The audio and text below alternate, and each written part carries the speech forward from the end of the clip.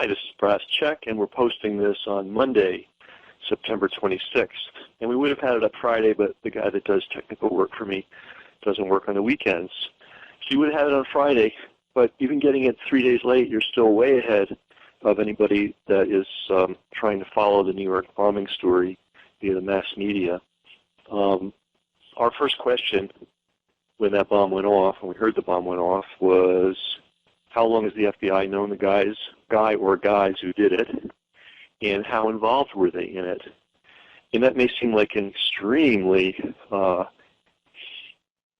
cynical question, but stick around and make sure you watch the end of this video, and you'll realize that it's not so cynical at all. But anyway, if you haven't been following this, bombs went off, police closed off the street, didn't do a whole lot more. They didn't really interview witnesses.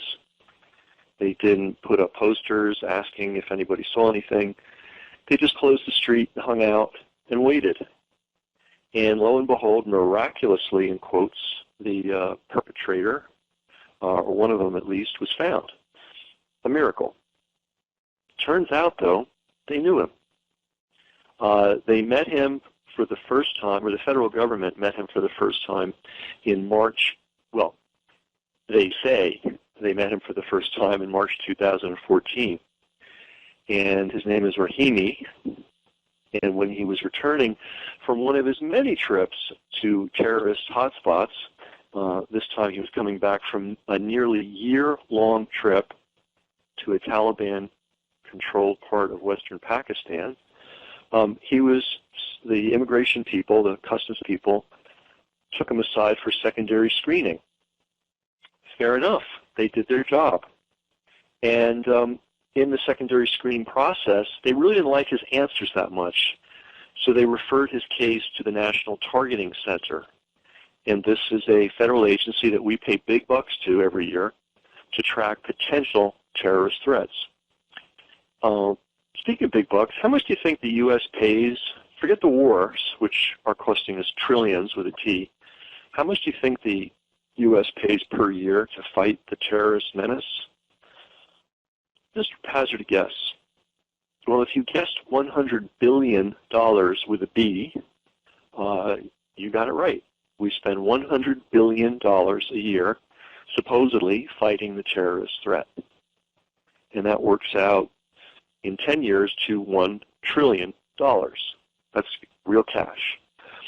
And if you take 50 states and divide that number, 100 billion, that gives every state a whole lot of money, about $2 billion. Now, I don't think North Dakota and Idaho need that much money, but let's say they each get $2 billion.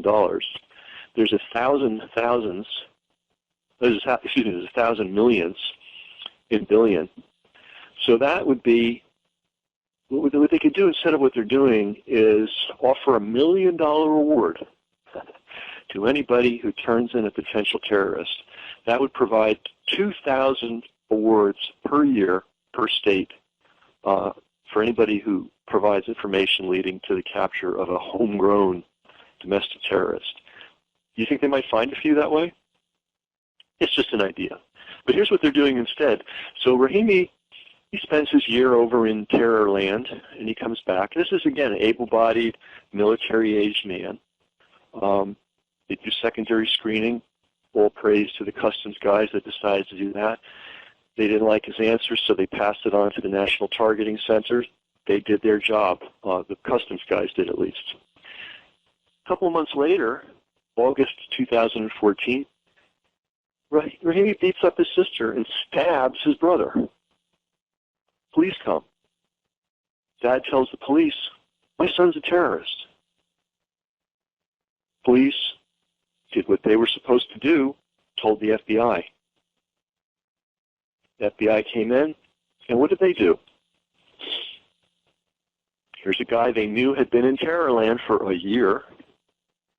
According to his father, he was a terrorist and acting completely off the wall. He had just beaten up his sister and stabbed his brother. So what did the FBI do? They ran an investigation and gave him a clean bill of health. Does that sound a little strange to you? Imagine if you beat up your brother and stabbed your sister and had spent a year in terror land, and your own father said that you were a terrorist and said that you were watching, jihadist videos and listening to jihadist talks and spouting anti-American jihadist craziness. Do you think you would just walk away? And you were in jail, by the way, because you tend to get arrested when you beat up your sister and stab your brother, and you were in jail.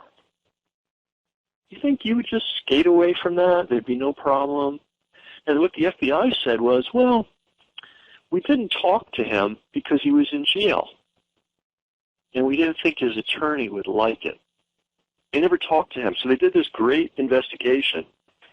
$100 billion a year are spent on these investigations. And they did this amazing investigation, but they never talked to the guy who had this track record of being in Terrorland for a year, of beating up his sister, stabbing his brother, and of being accused of being a terrorist by his dad. They didn't. That wasn't enough. That wasn't enough to go on. I mean, they didn't want to upset the guy's attorney, because the guy's attorney might not have liked it. I mean, have you ever heard of a bigger scheming pile of bullshit in your life? Number one, the FBI has never gone to a prosecutor and said, we've got some extra information on this guy, Mr. Prosecutor. We need you to help us find out what's going on here. We need to put the screws to this guy. The charges couldn't have been that bad, or the trial outcome couldn't have been that bad, because in 2 years he was out and building bombs and blowing things up, apparently.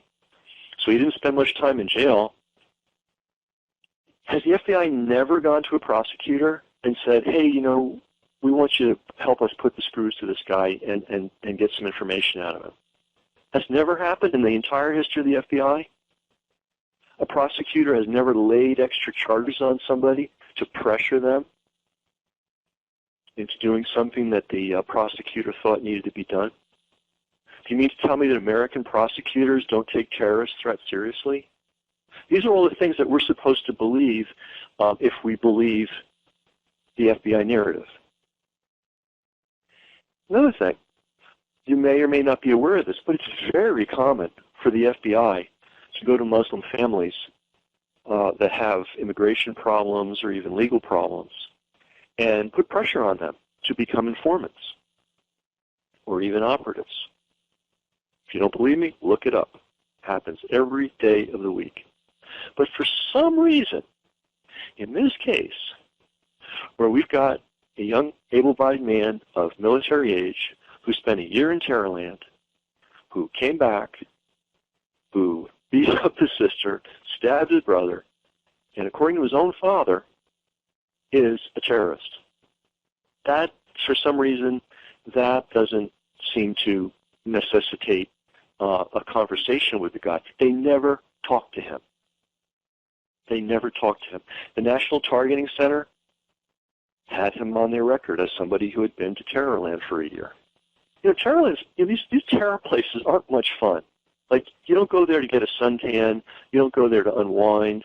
You don't go there to brush up on your Arabic. These are miserable, horrible parts of the world.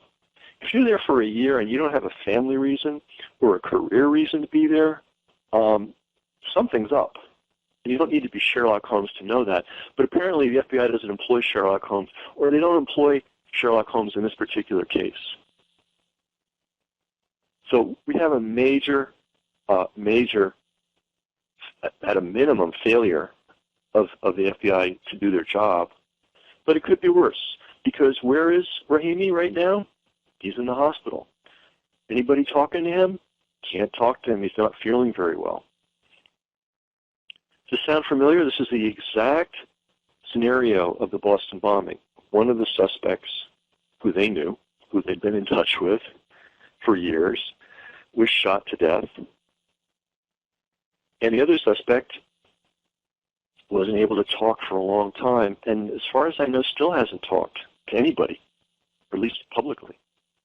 We don't know what he's saying about what happened. So, FBI, we thought maybe they had known this guy. Turns out they did.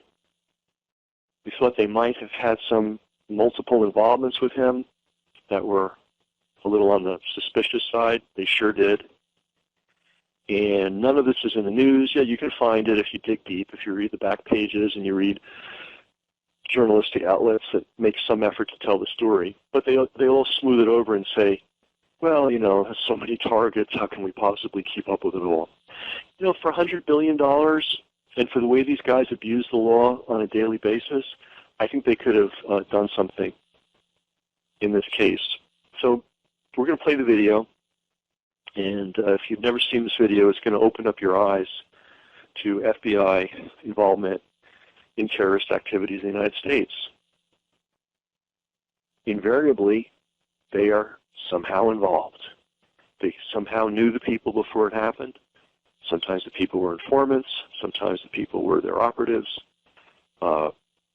Sometimes we don't know what all's going on, but in almost, and not just a few of the cases, not just half of the cases, 90% plus of the cases, there turns out to be some level of FBI foreknowledge of the individual or individuals involved. So we're going to roll the video, and do spread this around because this information apparently is too boring for the network news to share with you. You're just supposed to pony up endless amounts of tax dollars, in this case $100 billion a year, to pay for the FBI and all these different agencies that apparently, you know, I'll tell you, if you want to be a terrorist in the United States, apparently the way to do it is to go for a year to a terrorist part of the world, hang out, come back, have shady answers, beat up your sister, stab your brother, have your father tell the FBI that you're a terrorist. And if you do that, you can count on the FBI and all this other mass surveillance program in place in this country. You can count on them leaving you alone to do what you want to do. Think about it. Anyway, let's run the video. Last winter, the FBI was praised for its speed in cracking the case of the World Trade Center bombing and bringing 4 suspects to trial. Now, there is some evidence that the FBI may have known of the plot in advance through an informant and might even have stopped the bombing that killed 6 people. Correspondent Jacqueline Adams has the story. FBI agents might have been able to prevent last February's deadly explosion at New York's World Trade Center. They discussed secretly substituting harmless powder for the explosives, but they didn't, according to the FBI's own informant, Imad Salem. Unbeknownst to the FBI at the time, Salem recorded many of his conversations with his handlers. I'm holding 903 pages of draft transcripts. William Kunstler represents Sheikh Omar Abdel Rahman and several others charged with conspiring to blow up a series of New York City landmarks 4 months after the World Trade Center bombing. That case has not yet gone to trial. Kunstler confirmed newspaper reports of the Salem transcripts. In one, Salem complains to an FBI agent, "Since the bomb went off, I feel terrible. I feel bad. I feel here is people who don't listen." The agent replies, "Hey, I mean, it wasn't like you didn't try and I didn't try. You can't force people to do the right thing." There is material in here to show gross governmental misconduct. Today, attorneys for the defendants in the ongoing World Trade Center bombing case formally asked for the transcripts of Salem's tapes. Quite frankly, beyond me, why now, the 4th week into the trial, we still don't have these materials. Prosecutors have refused to comment publicly, but legal experts say the defense may have no right to those transcripts. It's not a defense to a crime to say, if only the government had stopped me, I wouldn't have done it. So this isn't material that ordinarily the defense would be entitled to. In court today, a witness from the Ford Motor Company linked debris recovered from the explosion site to a Ford van where defendant Mohammed Salamat was arrested less than a week after the bombing. Jacqueline Adams, CBS News, New York.